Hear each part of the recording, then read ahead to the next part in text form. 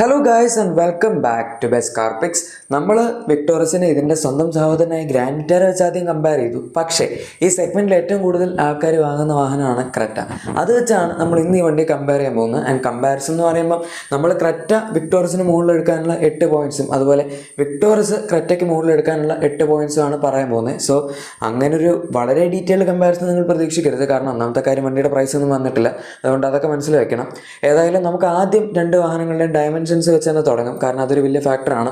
First of all Creta ഏതൊരു ആസ്പെക്റ്റിൽ എടുക്കുകയാണെങ്കിലും വിക്ടോറിയസിനേക്കാൾ ചെറുതാണ്, wheel base ഒഴികെ.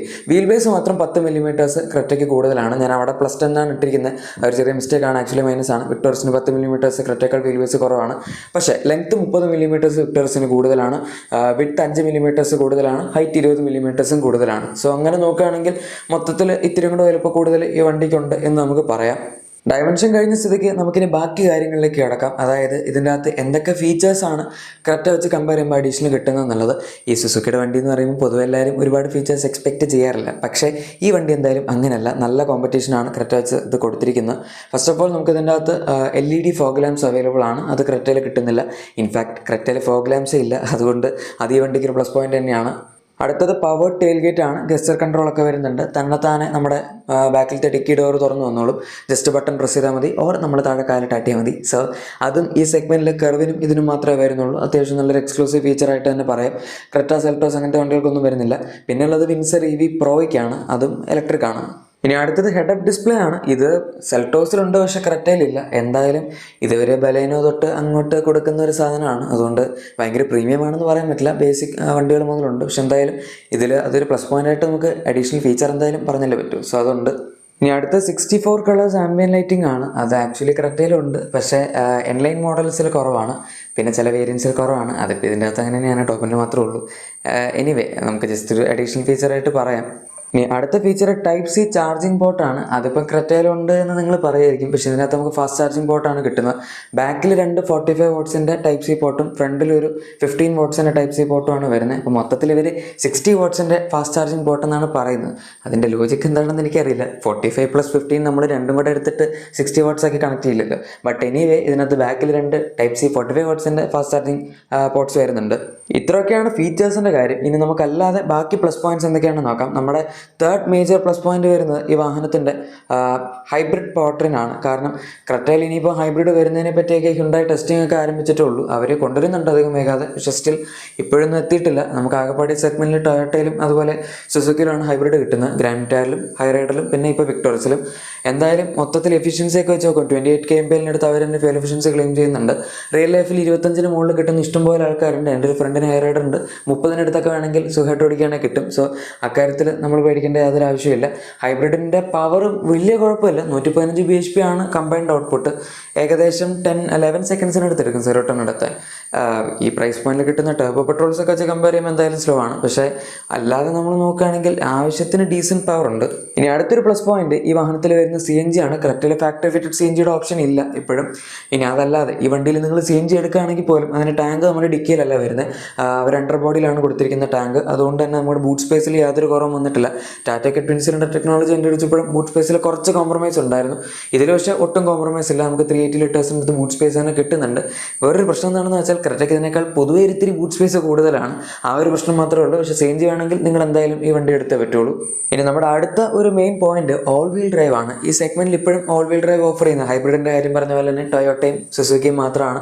ഹൈറൈഡർ, ഗ്രാൻഡ് വിറ്റാര, ഇപ്പോൾ വിക്ടോറിയസ്, ഈ 3 നമുക്ക് ഓൾ വീൽ ഡ്രൈവിൻ്റെ ഒരു സെറ്റപ്പ് കിട്ടുന്നത്. ഈ വണ്ടിയുടെ ടോപ്പ് എൻഡ് 2 വേരിയൻസിലാണ് ഓൾ വീൽ ഡ്രൈവ് വരുന്നത്. ഇപ്പോൾ ഓട്ടോമാറ്റിക്കലി മാത്രമേ വരുന്നുള്ളൂ. പണ്ട് ഇറങ്ങിയ സമയത്ത് ഒരു മാനുവലിൽ മാത്രമേ കൊടുക്കുള്ളായിരുന്നു. അത് നല്ലൊരു പരിപാടി ആയിരുന്നു. എനിവേ ഓട്ടോമാറ്റിക് ആണെങ്കിലും കുഴപ്പമില്ല, അറ്റ്ലീസ്റ്റ് സാധനം ഉണ്ടല്ലോ, അത് മതി. ഓൾ വീൽ ഡ്രൈവ് ഇന്നത്തെ കാലത്ത് ഒരു വണ്ടിക്കും ഈ ഒരു സെഗ്മെന്റിൽ കിട്ടാത്ത സംവിധാനമാണ്. സ്യൂഡോ SUVs ആണല്ലോ എല്ലാം, പക്ഷേ ഈ വണ്ടിക്ക് വേണമെങ്കിൽ അത്യാവശ്യം ഓഫ് റോഡും പോകാൻ പറ്റും. ഇനി അടുത്ത സേഫ്റ്റി ഫീച്ചേഴ്സും സേഫ്റ്റി റേറ്റിംഗും ആണ്. ഈ വണ്ടിയുടെ ലോഞ്ചിന് മുന്നേ തന്നെ ഭാരത് എൻക്യാപ്പിൽ 5 സ്റ്റാർ റേറ്റിംഗ് ഈ ഒരു വാഹനത്തിന് കിട്ടിയിട്ടുണ്ട്. ഭാരത് എൻക്യാപ്പ് അല്ലേ എന്ന് നിങ്ങളൊക്കെ ചോദിക്കുമായിരിക്കും, പക്ഷേ പൊതുവെ ഇപ്പോൾ സുസുക്കിയുടെ വാഹനങ്ങളിൽ അവർ അത്യാവശ്യം സേഫ്റ്റി ഇമ്പ്രൂവ് ചെയ്തിട്ടുണ്ട്. ഡിസൈറിന് 5 സ്റ്റാർ റേറ്റിംഗ് ആദ്യമേ കിട്ടിയായിരുന്നു. അതുകൊണ്ട് മൊത്തത്തിൽ ആ ഒരു ഏരിയയിൽ ഇമ്പ്രൂവ്മെൻറ്റ്സ് വരാൻ തുടങ്ങിയിട്ടുണ്ട്. ഹ്യുണ്ടായും ഇമ്പ്രൂവ് ചെയ്യാൻ തുടങ്ങിയിട്ടുണ്ട്, പക്ഷേ അവർ ക്രെറ്റ ഇതുവരെ ക്രാഷ് ടെസ്റ്റ് ചെയ്തിട്ടില്ല. വെർണയ്ക്ക് മാത്രമേ ഇപ്പോൾ 5 സ്റ്റാർ റേറ്റിംഗ് കിട്ടിയിട്ടുള്ളൂ. അതുകൊണ്ട് ക്രെറ്റയുടെ അവസ്ഥ എന്താണെന്നുള്ളത് നമ്മളിനിപ്പോൾ കണ്ടറിയേണ്ടി വരും. പണ്ട് ക്രാഷ് ടെസ്റ്റ് ചെയ്തതിൽ 3 സ്റ്റാർ റേറ്റിംഗ് കിട്ടിയിട്ടുണ്ടായിരുന്നുള്ളൂ, അതും കഷ്ടിച്ച് ആണ് കിട്ടിയത്. പക്ഷെ ഇപ്പോൾ അത് ആ വണ്ടിയല്ല, ഫേസ് ലിഫ്റ്റ് വന്നു, കുറേ മാറ്റങ്ങൾ വന്നു. അതുകൊണ്ട് ഇപ്പോഴത്തെ അതിൻ്റെ അവസ്ഥ നമുക്കറിയില്ല. എന്തായാലും ടെസ്റ്റ് ചെയ്തിരിക്കുന്ന അനുസരിച്ച് ഇപ്പോൾ കുറച്ചും കൂടി സേഫ് ആയിട്ടുള്ള വണ്ടി ഇത് തന്നെയാണ്. ഇത്രയാണ് നമ്മുടെ മെയിൻ പോയിന്റ്സ് വരുന്നത്. ഇനി ബാക്കി കുറച്ച് സബ് പോയിന്റ്സ് ആണ്. അതിൽ ഒന്നാമത്തത് അരീന ഡീലർഷിപ്പ് വഴി വരുന്നതുകൊണ്ടുള്ള ആക്സസിബിലിറ്റി ആണ്. ഹ്യുണ്ടായുടെ ഡീലർഷിപ്പും അത്യാവശ്യം നല്ല വൈഡ് നെറ്റ്വർക്ക് തന്നെയാണ്, നമ്മൾ എവിടെ പോയാലും കിട്ടും. പക്ഷേ സുസുക്കി എന്ന് പറയുമ്പോൾ, പ്രത്യേകിച്ച് അരീന ഡീലർഷിപ്പ് എന്ന് പറയുമ്പം വളരെ കോമൺ ആണ്, നമുക്ക് എല്ലായിടത്തും കാണാൻ പറ്റും. അതും അവരുടെ എൻട്രി ലെവൽ വണ്ടി തൊട്ട് നമുക്ക് ഏറ്റവും പ്രീമിയം വണ്ടി ഇപ്പോൾ ഇതാണ്. സോ അങ്ങനെ ഒരു നല്ല എല്ലായിടത്തും ആക്സസിബിലിറ്റി ഉണ്ട്. സർവീസ് സെൻറ്റേഴ്സ് ആണെങ്കിൽ ഇഷ്ടംപോലെ ഉണ്ട്. അതുകൊണ്ട് അങ്ങനെ നോക്കുമ്പോൾ ഹ്യുണ്ടായേക്കാൾ കുറച്ചും കൂടെ മുന്നിൽ നിൽക്കുന്ന ഇവർ തന്നെയാണ്. അതിൽ നമുക്കൊരിക്കലും ഡിനൈ ചെയ്യാൻ പറ്റില്ല. പിന്നെ വേറൊരു ഇമ്പോർട്ടൻറ്റ് പോയിന്റ് വരുന്നത്, ഇതിൻ്റെ പ്രൈസ് ഇതുവരെ വന്നിട്ടില്ല. പക്ഷേ ഏത് രീതിയിൽ നമ്മൾ നോക്കുകയാണെങ്കിലും ഈ വണ്ടിയുടെ പ്രൈസ് ക്രെറ്റയെ ഉറപ്പായിട്ടും അണ്ടർ കട്ട് ചെയ്യും എന്നുള്ളത് തന്നെയാണ് ഇപ്പോഴത്തെ ന്യൂസ് എല്ലാം വരുന്നത്. സോ നമുക്കെന്തായാലും ക്രെറ്റയുടെ ആ ഒരു സിമിലർ പ്രൈസിങ്ങിൽ ഈ വണ്ടിയുടെ ഇത്രയും ഫീച്ചേഴ്സും കിട്ടും. എന്നാൽ നമ്മൾ ഒരുപാട് സാധനങ്ങളോട്ട് കോംപ്രമൈസ് ചെയ്യുന്നുമില്ല എന്നുള്ളൊരു സംഭവമാണ്. എന്തായാലും പ്രൈസ് വരട്ടെ, നമുക്ക് നോക്കാം. ഒരു മാസത്തിനുള്ളിലൊക്കെ തന്നെ പ്രൈസ് വരുമായിരിക്കും. അപ്പോൾ ഒരു കറക്റ്റ് കൺക്ലൂഷൻ പറയാൻ പറ്റും, ഇതാണോ ക്രെറ്റയാണോ കൂടുതൽ വാല്യൂ ഫോർ മണി എന്നുള്ളത്. നിലവിൽ ഇത്രയും കാര്യങ്ങളാണ് എനിക്ക് വിക്ടോറിയസിനെ പറ്റി അഡീഷണൽ പ്ലസ് പോയിന്റ്സ് ആയിട്ട് പറയാനുള്ളത്. ഇനിയിപ്പോൾ നമുക്ക് ക്രെറ്റയിലേക്ക് വരാം. ഇതിൻ്റെ അകത്ത് ഇപ്പം ഡിസൈൻ വേണമെങ്കിൽ നമുക്ക് പറയാം. ഞാൻ മറ്റതിനകത്ത് അങ്ങനെ ഒരു പ്ലസ് പോയിന്റ് പറഞ്ഞില്ലായിരുന്നു. പക്ഷെ അത് പേഴ്സണൽ ഒപ്പീനിയനാണ്. ഞാനതൊരു പ്ലസ് പോയിന്റ് ആയിട്ട് പറയുന്നില്ല. കാരണം ചില ആൾക്കാർക്ക് ക്രെറ്റയുടെ ഡിസൈൻ ആയിരിക്കും ഇഷ്ടം, ചിലവർക്ക് വിക്ടോറിയസിൻ്റെ ഡിസൈൻ ആയിരിക്കും ഇഷ്ടം. അതുകൊണ്ട് അതേ നിങ്ങൾക്ക് കിട്ടുന്നിരിക്കുന്നു. നിങ്ങൾക്ക് ഏതാണെന്ന് വെച്ചാൽ തീരുമാനിക്കാം. ഇനി നമുക്ക് എന്തൊക്കെയാണ് അഡീഷണൽ ഫീച്ചേഴ്സ് എന്ന് നോക്കാം. അതിൽ ഒന്നാമത്തേത് 18 ഇഞ്ച് അലോയ് വീൽസ് ആണ്. അപ്പോൾ അത് എൻലൈനിന് മാത്രമേ ഉള്ളൂ എന്ന് നിങ്ങൾ വിചാരിക്കുന്നുണ്ടാവും. അല്ല, നമ്മുടെ കഴിഞ്ഞ ദിവസം വന്ന ക്രെറ്റയുടെ ഒരു കിങ് എഡിഷനും അതുപോലെ പിന്നെ നൈറ്റ് എഡിഷൻ അപ്ഡേറ്റ്, അങ്ങനെ കുറേ സാധനങ്ങളൊക്കെ വന്നിട്ടുണ്ടായിരുന്നു. അതിൻ്റെ അകത്ത് അവർ നോർമൽ ക്രെറ്റയിലും 18 ഇഞ്ച് അലോയ് വീൽസ് ഇപ്പോൾ കൊടുക്കാൻ തുടങ്ങിയിട്ടുണ്ട്. അതുകൊണ്ട് വിക്ടോറിയസിൽ നമുക്ക് 17 ഇഞ്ച് കിട്ടുന്നുള്ളൂ, ക്രെറ്റയിൽ 18 ഇഞ്ച് അലോയ് വീൽസ് ഉണ്ട്. അതൊരു പ്ലസ് പോയിന്റ് ആണ്. പിന്നെ അടുത്തത് ഡ്യുവൽ സോൺ ഓട്ടോ AC ആണ്. അതിൻ്റെ അകത്ത് അവർ കഴിഞ്ഞ അപ്ഡേറ്റിൽ ഇത് ടച്ച് പേസ്റ്റ് ആക്കി. ഇത്രയും കാലം നമുക്ക് ഫിസിക്കൽ കൺട്രോൾസ് ഉണ്ടായിരുന്നു, പക്ഷേ ഇപ്പോൾ എല്ലാവരും ചെയ്യുന്ന പോലെ ടച്ച് പേസ്റ്റ് ആക്കി. എനിവേ ടച്ച് പേസ്റ്റ് ആക്കിയത് പ്രശ്നമല്ല, നമുക്ക് ഇതിനകത്ത് ഫ്രണ്ടിലത്തെ രണ്ട് സൈഡിലും ഡിഫറൻ്റ് ആയിട്ടുള്ള ടെമ്പറേച്ചർ സെറ്റ് ചെയ്യാൻ പറ്റും. അത് വിക്ടോറിയസിൽ പറ്റില്ല. സിംഗിൾ സോൺ AC ആണ് മറ്റേ അകത്ത് വരുന്നത്. ഇനി അടുത്ത് നമ്മുടെ റിയർ സീറ്റിലുള്ള 2 സ്റ്റെപ്പ് റിക്ലൈനിങ് ഫംഗ്ഷനാണ്. ഇതിനകത്ത് അത്യാവശ്യം നന്നായിട്ട് നമുക്ക് റിക്ലൈൻ ചെയ്യാൻ പറ്റും. അതും വിക്ടോറിയസിൽ പറ്റില്ല. സോ അഗെയിൻ മൊത്തത്തിലുള്ള ഒരു ബാക്ക് സീറ്റ് കംഫർട്ട് നോക്കുന്ന സമയത്ത് ഈ വണ്ടി ഒരു ഇത്തിരി ബെറ്റർ ആണെന്ന് പറയാം. ആക്ച്വലി അതിലേക്ക് നമുക്ക് വരാം, അത് വേറൊരു പ്ലസ് പോയിന്റ് ആണ്. ഇത്രയൊക്കെയാണ് നമുക്ക് ഫീച്ചേഴ്സിൽ മെയിനായിട്ട് പറയാൻ പറ്റുന്നത്. പിന്നെ ഒരു സാധനം കൂടെ ഉണ്ട്, അതാണ് നമ്മുടെ റിയർ സൺഷെയ്ഡ്. അതും വിക്ടോറിയസിൽ അവൈലബിൾ അല്ല. ഇത് ആക്ച്വലി നല്ല യൂസ്ഫുൾ ആയിട്ടുള്ളൊരു സാധനമാണ്. നമ്മൾ വേറെ ടിൻറ്റൊന്നും അടിക്കാതെ തന്നെ ബാക്കിൽ ഇത് പൊക്കി വയ്ക്കുകയാണെങ്കിൽ നല്ലൊരു ഷെയ്ഡ് നമുക്ക് കിട്ടുന്നതായിരിക്കും. ഇനി ഇപ്പോൾ നമ്മൾ പറഞ്ഞിരിക്കുന്നതെല്ലാം തന്നെ കമ്പാരിറ്റീവ്ലി അഡീഷണൽ വരുന്ന ഫീച്ചേഴ്സാണ്. അല്ലാതെ കോമൺ ഫീച്ചേഴ്സ് ഈ രണ്ട് വണ്ടികളിലും ഇഷ്ടം പോലെ സാധനങ്ങൾ നമുക്ക് കിട്ടുന്നുണ്ട്. ഫോർ എക്സാമ്പിൾ 10.25 ഇഞ്ചസിൻ്റെ ഇൻഫോർടൈൻമെന്റ് സിസ്റ്റം, ഇൻസ്റ്റന്റ് ക്ലസ്റ്റർ ഒക്കെയാണ് രണ്ടിലും വരുന്നത്. ഓർ അതിൻ്റെ അടുത്താണ് സൈസ് 10.1, 10.25 അങ്ങനെയൊക്കെ ആയിട്ട്. പിന്നെ നമുക്ക് പിന്നെന്താ വരുന്നത്, 8 വേ ഇലക്ട്രിക്കലി അഡ്ജസ്റ്റബിൾ ഡ്രൈവർ സീറ്റ് കിട്ടുന്നുണ്ട്. അതുപോലെ 360° ക്യാമറ രണ്ടിലും വരുന്നുണ്ട്. വെന്റിലേറ്റഡ് സീറ്റ്സ് ഫ്രണ്ടിൽ രണ്ട് വാഹനങ്ങളും വരുന്നുണ്ട്. വയർലെസ് ചാർജർ അവൈലബിൾ ആണ്. Electronic parking brake, panoramic sunroof, പിന്നെ LED ലൈറ്റ്സ് എന്ന് പറയേണ്ട പിന്നെന്തല്ല വയർലെസ് ചാർജർ, അങ്ങനെ ഒരുപാട് കോമൺ ഫീച്ചേഴ്സ് വരുന്നുണ്ട്.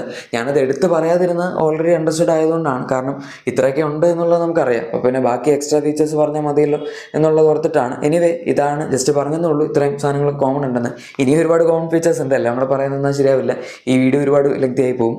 നമുക്കതുകൊണ്ട് ക്രെറ്റയുടെ അടുത്ത മെയിൻ പ്ലസ് പോയിന്റിലേക്ക് കിടക്കാം. അതാണ് ഇതിൻ്റെ അകത്ത് വരുന്ന ഡീസൽ എഞ്ചിൻ.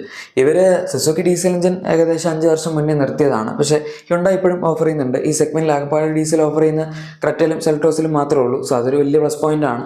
നിങ്ങൾക്ക് ഹൈബ്രിഡ് എടുക്കാനുള്ള അത്രയും പൈസ ഇല്ല, ഓർ അത്രയും ഹൈബ്രിഡ് എടുക്കാൻ താല്പര്യമില്ല, ഡീസലിൻ്റെ ആ ഒരു എന്താ പറയുന്നത് ടോർക്ക് റഷൻ സാധനങ്ങളൊക്കെയാണ് ഇഷ്ടമെങ്കിൽ അത്യാവശ്യം നല്ല എഫിഷ്യൻസിയും കിട്ടും. പിന്നെ നമുക്ക് ഓടിക്കാനാണെങ്കിലും വലിയ കുഴപ്പമില്ല. 115 bhp ഇതിനും വരുന്നുണ്ട്.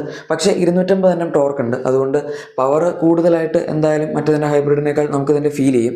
സോ അതൊരു നല്ല പ്ലസ് പോയിന്റ് ആണ്. പിന്നെ അതുപോലെ തന്നെ ഇതിനകത്ത് നമുക്ക് 1.5 litre turbo petrol engine available ആണ്. 160 bhpയും 253 എണ്ണം ടോർക്കുമാണ് വരുന്നത്. 7 സ്പീഡ് ഡ്യുവൽ ക്ലച്ച് ഓട്ടോമാറ്റിക്, അതുപോലെ എൻലൈൻ ആണെങ്കിൽ മാനുവൽ 6 സ്പീഡ് മാനുവൽ അവൈലബിൾ ആണ്. പവർ ഇപ്പം ഞാൻ കമ്പയർ ചെയ്ത് തന്നെ നിങ്ങൾക്ക് അറിയാലോ ഏതാണ് ബെറ്റർ എന്നുള്ളത്. മറ്റേതിൻ്റെ അകത്ത് ആകെ 115 bhp ഉള്ളൂ ഏറ്റവും പീക്ക് പവർ വരുന്നത്, അത് ഹൈബ്രിഡിലാണ്. സോ എന്തായാലും ഇത് മച്ച് ബെറ്റർ ആണ്. 0 to 100 ഏകദേശം 8.5 സെക്കൻഡ്സിന് താഴത്തായിട്ടാണ് ഈ വണ്ടി അച്ചീവ് ചെയ്യുന്നത്. അതുകൊണ്ട് കുറച്ചും കൂടെ സ്പോർട്ടി ഡ്രൈവിംഗ് ഒക്കെ നിങ്ങൾ ആഗ്രഹിക്കുന്നുണ്ടെങ്കിൽ ഈ വണ്ടിയായിരിക്കും ഇത്തിരി കൂടെ ബെറ്റർ. പവറിൻ്റെ കാര്യത്തിലാണ്, ഹാൻഡ്ലിംഗ് ഒക്കെ രണ്ടും ഏകദേശം സെയിം ആണെന്ന് പറയാം. മറ്റതിൻ്റെ സസ്പെൻഷൻ ഇത്തിരി സ്റ്റിഫാണ്. നമുക്ക് ഇതിൻ്റെ അകത്ത് കുറച്ചും കൂടെ സോഫ്റ്റ് ആയിട്ടുള്ളൊരു സസ്പെൻഷനാണ് വരുന്നത്. അത് പൊതുവെ എങ്ങനെയാണ്, ഞാൻ ഗ്രാൻഡ് ടെയറുടെ സസ്പെൻഷൻ വെച്ചാണ് കമ്പയർ ചെയ്യുന്നത്. ഓക്കെ, വിക്ടോറിയസിൻ്റെ സസ്പെൻഷൻ എങ്ങനെയാണെന്ന് നമുക്ക് അറിയില്ല. പക്ഷേ പൊതുവേ ആ ഒരു സെഗ്മെൻറ്റ് അല്ലെങ്കിൽ ഈ പ്ലാറ്റ്ഫോമിലുള്ള വണ്ടികൾ നോക്കുകയാണ്, ഇപ്പോൾ ബ്രസ ആയിക്കോട്ടെ, ഗ്രാൻഡ് ടെയർ ആയിക്കോട്ടെ, ഹൈറൈഡർ ആയിക്കോട്ടെ, രണ്ടിലും മൂന്നിലും അത്യാവശ്യം കുറച്ച് സ്റ്റിഫായിട്ടുള്ള സസ്പെൻഷനാണ് വരുന്നത് ക്രെറ്റയൊക്കെ വെച്ച് കമ്പയർ ചെയ്യുമ്പോൾ. ക്രെറ്റ ക്രെറ്റയിൽ നമുക്ക് അത്യാവശ്യം നല്ല കുഷിനി ഇത്തിരി സോഫ്റ്റ് ആയിട്ടുള്ള സസ്പെൻഷൻ സെറ്റപ്പാണ് വരുന്നത്. പക്ഷേ അത് നോർമൽ ക്രെറ്റയിലാണ്. നിങ്ങൾ എൻലൈൻ എടുക്കുകയാണെങ്കിൽ അങ്ങനെയല്ല. അതുകൊണ്ട് തന്നെ എൻലൈൻ മോഡൽ ഇതിൻ്റെ മറ്റൊരു പ്ലസ് പോയിന്റ് ആയിട്ട് നമ്മൾ പറയേണ്ടി വരും. കാരണം ഒരു സ്പോർട്ടി വേരിയൻ്റ് ഓഫ് ക്രെറ്റ നിങ്ങൾക്ക് വേണമെങ്കിൽ അത് ഇത് തന്നെയാണ്. നമുക്ക് മറ്റേ വണ്ടിയില്ല, വിക്ടോറിയസിൽ അങ്ങനെ ഒരു മോഡൽ അവൈലബിൾ അല്ല. സ്പോർട്ടി ആയിട്ട് ഓടിക്കാൻ അതിന് അത്രയും പവർ ഇല്ല എന്നുള്ളത് ഒരു കാര്യം. പിന്നെ ഇത്രയും സാധനങ്ങളൊക്കെ ചെയ്യാൻ പറ്റുമെങ്കിൽ കുറച്ചുകൂടെ ഹാൻഡ്ലിംഗ് ഒക്കെ ഇമ്പ്രൂവ് ചെയ്ത് വരുന്നൊരു വണ്ടിയാണ് എൻലൈൻ. അതുകൊണ്ട് മറ്റേത് വെച്ച് കമ്പയർ ചെയ്യുമ്പോൾ ഇതിൻ്റെ ഹാൻഡ്ലിംഗ് കുറച്ചും കൂടെ ബെറ്റർ ആയിരിക്കും ഓഫ് കോഴ്സ്. സോ നിങ്ങൾക്ക് സ്പോർട്ടി വണ്ടി വേണമെന്നുണ്ടെങ്കിലും ക്രെറ്റ എൻലൈൻ തന്നെ ചൂസ് ചെയ്യേണ്ടി വരും. മറ്റേത് നിങ്ങൾക്ക് ഒരു ഓപ്ഷനേ അല്ല. അതിപ്പോൾ പവറിൻ്റെ കേസിലാണെങ്കിലും ഹാൻഡ്ലിങ്ങിൻ്റെ കേസിലാണെങ്കിലും നോർമൽ ക്രെറ്റയുടെ ഹാൻഡ്ലിംഗ് ഞാൻ നേരത്തെ പറഞ്ഞ പോലെ ഓൾമോസ്റ്റ് സെയിം ആയിരിക്കും മറ്റേതുമായിട്ട്. ഇനി അടുത്ത ചെറിയൊരു വ്യത്യാസം വരുന്ന സ്പേസിൻ്റെ കാര്യത്തിൽ ബൂട്ട് സ്പേസിലാണ്. നമുക്ക് 433 ലിറ്റേഴ്സാണ് ക്രെറ്റയിൽ കിട്ടുന്ന ബൂട്ട് സ്പേസ്. മറ്റിനകത്ത് 378 ലിറ്റേഴ്സിൻ്റെ അടുത്ത് കിട്ടുന്നുള്ളൂ. സോ കമ്പാരിറ്റീവ്ലി ഇതാണ് ബെറ്റർ. പക്ഷേ അഗെയിൻ നിങ്ങൾക്ക് CNG എടുക്കുകയാണെങ്കിൽ മറ്റിനകത്ത് സെയിം ബൂട്ട് സ്പേസ് തന്നെ കിട്ടും. ഇതിനകത്ത് CNG ഇല്ല, അതുകൊണ്ട് അത് വേറൊരു കാര്യം. എനിവേ ജസ്റ്റ് പറഞ്ഞത് മാത്രം ബൂട്ട് സ്പേസിൻ്റെ കാര്യം. ഇനി നമ്മുടെ ലിസ്റ്റിലുള്ള ലാസ്റ്റ് ആൻഡ് ഫൈനൽ ക്രെറ്റയുടെ ഒരു പ്ലസ് പോയിന്റ് വരുന്ന സർവീസ് ക്വാളിറ്റിയുടെ കേസിലാണ്. മറ്റിനകത്ത് ഞാൻ ആക്സസിബിലിറ്റി, അവൈലബിലിറ്റി അതൊക്കെ പറഞ്ഞു, അരീന ഡീലർഷിപ്പ് ആയതുകൊണ്ട്. പക്ഷേ അരീന ഡീലർഷിപ്പ് ആയതിൻ്റെ വേറെ ചില പ്രശ്നങ്ങളുണ്ട്. അവർ എൻട്രി ലെവൽ കസ്റ്റമേഴ്സ് തൊട്ട് ഈ ഒരു വണ്ടി വരെയുള്ള കസ്റ്റമേഴ്സിനെ ഡീൽ ചെയ്യുന്നതാണ്. അതുകൊണ്ട് നമുക്ക് വളരെ പ്രീമിയം ആയിട്ടുള്ള ഒരു സർവീസ് എക്സ്പീരിയൻസ് ഒന്നും ഉറപ്പായിട്ടും അവിടെ കിട്ടണം എന്ന് നിർബന്ധമില്ല. ഹ്യുണ്ടായി പക്ഷേ അങ്ങനെയല്ല. സർവീസ് ക്വാളിറ്റി അങ്ങനത്തെ കാര്യങ്ങളിലൊക്കെ അത്യാവശ്യം നന്നായിട്ട് ഫോക്കസ് ചെയ്യുന്നൊരു കമ്പനിയാണ്.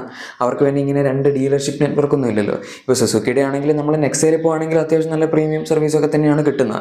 അതുപോലത്തെ ഒരു സർവീസ് നിങ്ങൾക്ക് ഹ്യുണ്ടായിൽ നോർമലായിട്ട് തന്നെ കിട്ടും. അതുകൊണ്ട് അതൊരു എക്സ്ട്രാ പോസിറ്റീവായിട്ട് നമുക്ക് പറയാം. എത്ര പേരെ അത് മാറ്റർ ചെയ്യും എന്നുള്ളത് എനിക്കറിയില്ല. കാരണം സർവീസ് കോസ്റ്റും കാര്യങ്ങളൊക്കെ എങ്ങനെയായാലും 2 വണ്ടികളിലും ഏകദേശം സെയിം ആയിരിക്കും. ഡീസലിന് ഇത്തിരി കൂടുതലായിരിക്കും, അല്ലാതെ വേറെ വലിയ പ്രശ്നങ്ങളൊന്നും ഉണ്ടാവില്ല. ഇപ്പോൾ മറ്റൊരു ഹൈബ്രിഡ് ആണെങ്കിലും ഇങ്ങനെ ഭയങ്കര കോസ്റ്റ്ലി സർവീസ് ഒന്നും അല്ല.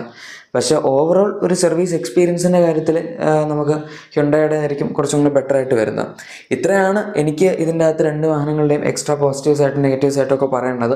ഇതിൽ നിങ്ങൾക്ക് ഏത് വണ്ടിയാണ് കൂടുതൽ ഇഷ്ടം എന്നുള്ളത് തീർച്ചയായും താഴെ കമൻസിൽ പറയാം. പിന്നെ നിങ്ങളുടെ എക്സിസ്റ്റിംഗ് വാഹനത്തിന് എന്തെങ്കിലും ചെറിയ ആക്സറീസോ ക്ലീനിങ് പ്രോഡക്ട്സ് ഒക്കെ വേണമെങ്കിൽ ഉറപ്പായിട്ടും നമ്മുടെ ഡിസ്ക്രിപ്ഷൻ അല്ലെങ്കിൽ പ്രൊഡക്ട്സ് ടാഗ് ചെക്കൗട്ട് ചെയ്യുക. വീഡിയോ ഇഷ്ടപ്പെട്ടെങ്കിൽ ഉറപ്പായിട്ടും ലൈക്കും സബ്സ്ക്രൈബും ഷെയറും കൂടെ ചെയ്തേക്കാം. ഇതുപോലുള്ള വീഡിയോസ് നിങ്ങൾക്ക് ആദ്യം ലഭിക്കാനായിട്ട്. Thank you for watching my video and good bye.